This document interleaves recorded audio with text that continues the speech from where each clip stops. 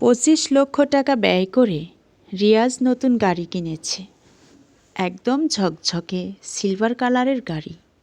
গাড়ি দেখে স্ত্রী, 2 সন্তান আর বাবা মা তো ভীষণ খুশি। ঠিক 2 মাস আগে নতুন অ্যাপার্টমেন্টে উঠেছে। পরিশ্রমের সঙ্গে সঙ্গে রিয়াজের ভাগ্যটাও বেশ ভালো ফেভার করেছে। বছর বছর চাকরিতে পদোন্নতি পাচ্ছে, বেতনও বেড়ে চলছে হু হু করে। তাই দ্রুত ব্যাংক লোন নিয়ে সেই টাকায় বাড়ি গাড়ি সব কিনে ফেলল।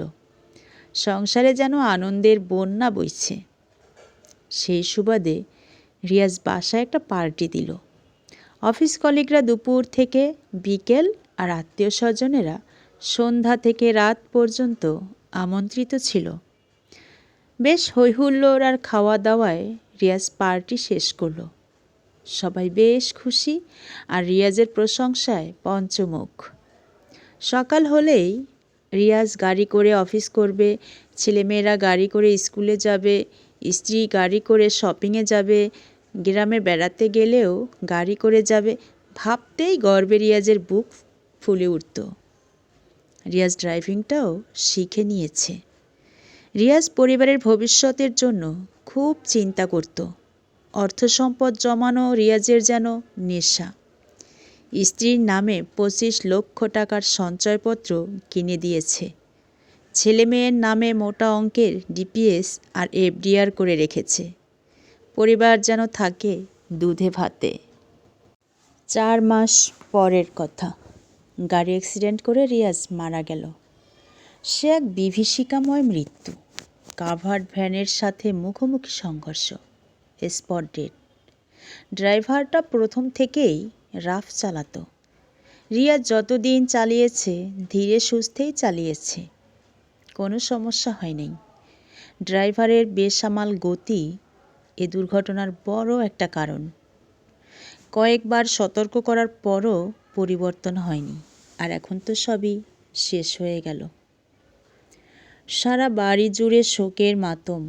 স্ত্রী, সন্তান, বাবা মা, আত্মীয় স্বজন সবাই কান্নায় ভেঙে পড়েছে।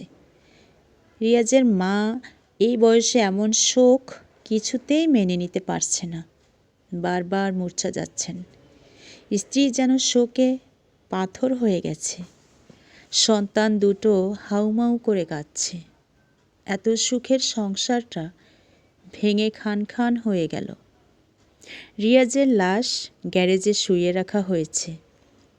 সারা শরীর থেকে রক্ত ধুয়ে লাশের খাটে সাদা কাপড় দিয়ে ঢেকে রাখা হয়েছে। একটু পরপর সবাই এসে মুখটা শেষবারের মতো দেখে আবার ঢেকে দিয়ে যাচ্ছে। একটু পর জানাজা পড়ানো হবে। মৃত রিয়াজ সবার আহাজারি আফসোস দেখছে। ওর কেন যেন বিরক্ত লাগছে, কিন্তু কিছুই বলতে পারছে না।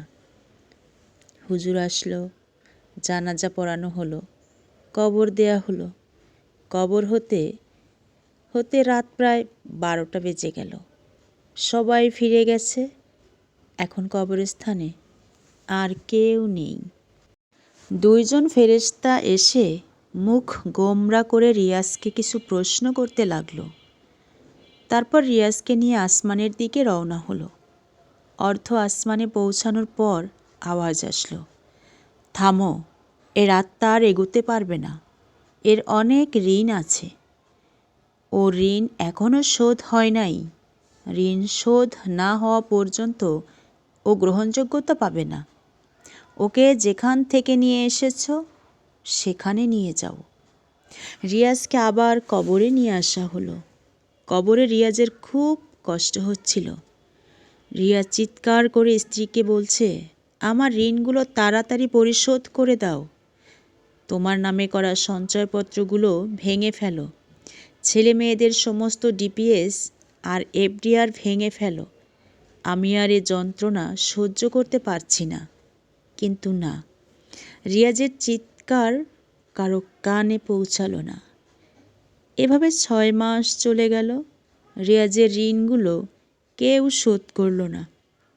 নিদারুণ কষ্টে রিয়াজ আফসোস করতে লাগলো। বেঁচে থাকতে পরিবারের জন্য কত কষ্ট করে সম্পদ গড়েছি, আর আজ আমার কোনো মূল্য নাই। 6 মাস হয়ে গেল, এখনও আমার আত্মা গ্রহণযোগ্যতা পেল না, আর কোনো দিন পাবে কি না তাও জানি না। রিয়াজ কাঁদতে লাগলো। আসরের আজানের শব্দে রিয়াজের ঘুম ভাঙল। এতক্ষণ রিয়াজ স্বপ্ন দেখছিল, ঘেমে একাকার হয়ে গেছে। রিয়াজ উঠে বসল। ঘুম থেকে উঠে আজ গাড়ি কিনতে যাওয়ার কথা। রিয়াজ ওয়াশরুমে গেল এবং ওয়াশরুম থেকে বের হয়ে গাড়ি কিনতে নয়, মসজিদে চলে গেল। যাওয়ার পথে কেবল এটুকুই মনে হলো, এ দুনিয়াতে কেউ কারো নয়, আর কোনো দিন ঋণ করব না। আল্লাহ সবাইকে বুঝ দান করুক। সুন্দর গল্পটি সংগৃহীত, পড়ে শোনালাম আমি লাইজু আক্তার। ধন্যবাদ সবাইকে।